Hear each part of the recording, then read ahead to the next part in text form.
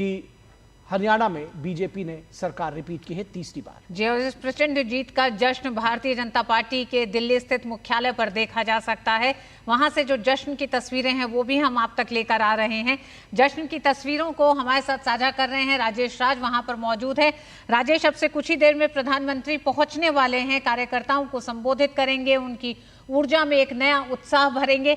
किस तरह से वहां कार्यकर्ता मौजूद हैं और इस जीत को लेकर खुशी तो मौजूद है भारतीय जनता पार्टी कार्यकर्ताओं में, लेकिन जम्मू कश्मीर और हरियाणा के चुनाव के नतीजे किस तरह से एक नई ऊर्जा लेके आए हैं लोकसभा चुनाव के बाद?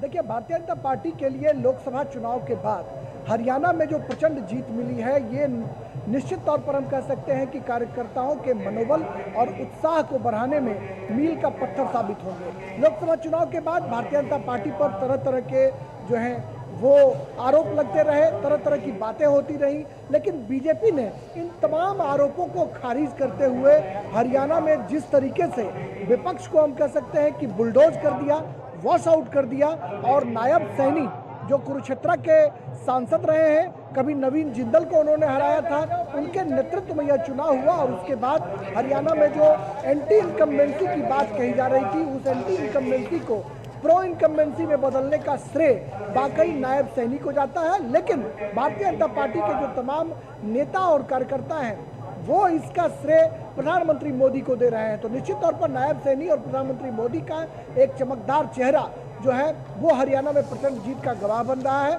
और भारतीय जनता पार्टी के मुख्यालय पर जहां मैं मौजूद हूँ ऋतु, यहाँ पर लोग अपने हाथों में कट आउट लगा करके आए हैं। नरेंद्र मोदी की तस्वीर है और उस पर लिखा हुआ है कि Narendra Modi is the boss. यह एक नया स्लोगन। राजेश, अगर वो तस्वीरें हमें आप दिखा सके तो अच्छा होगा। दर्शक देखेंगे कि दिल्ली के बीजेपी मुख्यालय पे किस तरह से कार्यकर्ता पूरे उत्साह में पहुंचे हैं तैयारी के साथ। जी देखिए ऋतु, ये जो कार्यकर्ता है प्रधानमंत्री नरेंद्र मोदी को देखने और सुनने के लिए ये तमाम लोग यहाँ पर अपनी अपनी कुर्सियों पर बैठे हुए हैं और गाजे बाजे और बैंड से वो जो है प्रधानमंत्री मोदी का इस्तकबाल करने के लिए यहाँ पर नजर आ रहे हैं।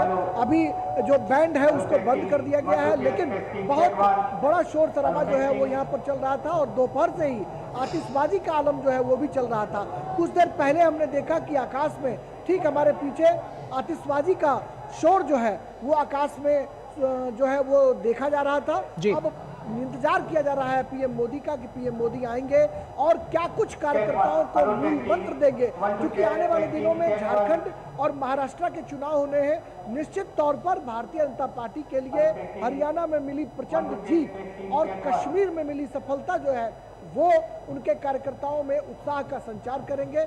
और अगले साल बिहार विधानसभा के चुनाव भी अक्टूबर नवंबर में होंगे, उसके पहले यह जीत कहीं ना कहीं रामबाण का काम करेंगे। और कार्यकर्ताओं के उत्साह को आप देख सकते हैं कि हमारी बाईं तरफ पंक्तिबद्ध होकर खड़े हैं ये कार्यकर्ता, इंतजार कर रहे हैं प्रधानमंत्री नरेंद्र मोदी का। यहीं से उनका काफिला जो है वो गुजरेगा और यहीं पर पीएम मोदी को देखने के लिए ये तमाम जो कार्यकर्ता हैं वो मौजूद हैं। आप देख सकते हैं दाहिनी तरफ कि ये जो हाथों में झंडे लेकर और ये जो भीड़ है वो प्रधानमंत्री नरेंद्र मोदी का इस्तकबाल करने के लिए यहाँ पर खड़ी है। यहाँ पर भीड़ जो है वो एकत्रित है और बस अब इंतजार किया जा रहा है पीएम मोदी का कि वो आएंगे और क्या कुछ कहते हैं, इस पर तमाम लोगों की नजरें टिकी रहेंगी। निश्चित तौर पर निगाहें टिकी रहेंगी। पूरा देश आज प्रधानमंत्री नरेंद्र मोदी को सुनेगा, खासतौर पर जो उनके कार्यकर्ता हैं बेहद उत्साहित है। भाजपा के कार्यकर्ता प्रधानमंत्री को सुनने के लिए आतुर रहे। जो तस्वीरें आपने दिखाई ये अपने आप में बहुत कुछ बयां करती हैं और वो कहानी कुरुक्षेत्र में भी बयां हो रही है, जहां इस वक्त हमारे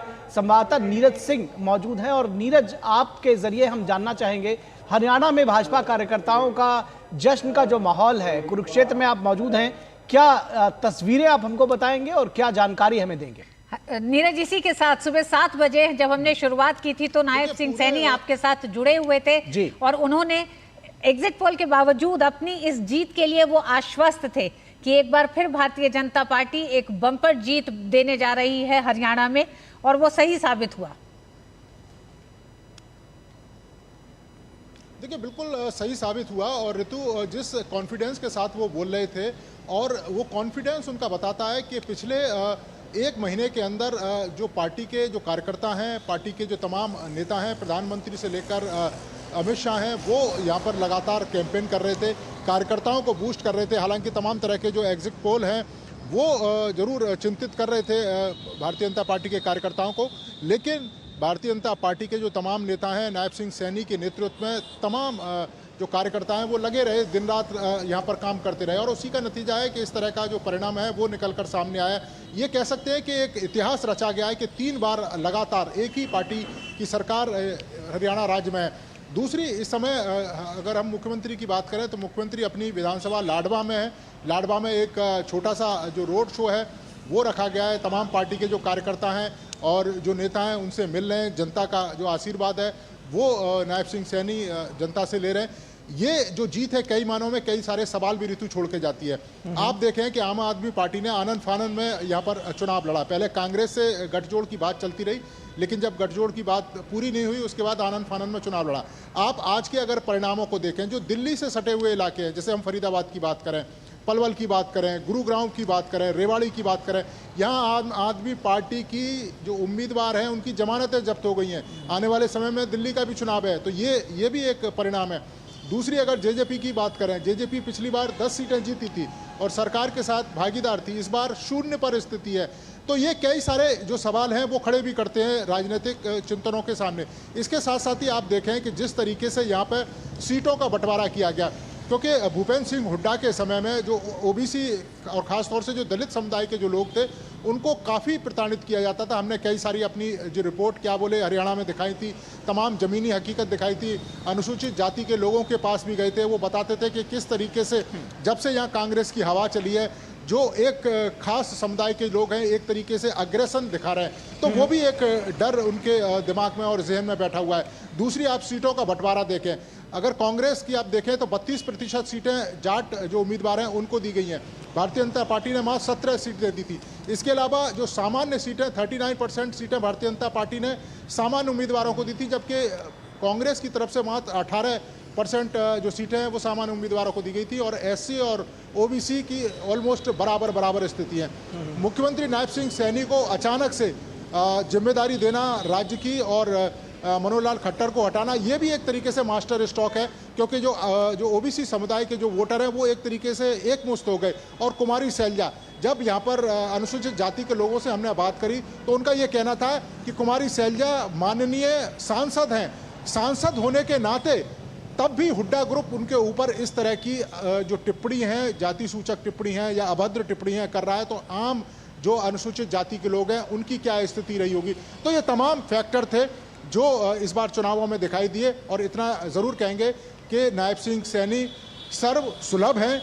हर व्यक्ति के पास चले जाते हैं, चाहे कोई रूठा हो उसके घर जाते हैं, उसे मना लेते हैं, तमाम कार्यकर्ताओं को एकजुट रखते हैं, और उसी का नतीजा है कि इतनी बड़ी प्रचंड जीत भारतीय जनता पार्टी ने हरियाणा में हासिल किया। ऋतु, बिल्कुल नीरज, हरियाणा में नायब सिंह का नया चेहरा, इसी के साथ जाट वर्सेस गैर जाट का फॉर्मूला, टिकट बदलने की जो एक तरह से रणनीति थी उसके भी बड़े असर दिखाई दिए, क्योंकि 25 टिकट बदले जिनमें से 16 सीटें जीती गई हैं। तो ये कुछ बड़े बदलाव हैं जो भारतीय जनता पार्टी ने चुनाव से पहले चुनाव के दौरान किए, जिनका एक बड़ा असर बड़ी प्रचंड जीत के तौर पर दिखाई दिया है। नीरज, आपका और राजेश, आप दोनों का ही बहुत बहुत धन्यवाद।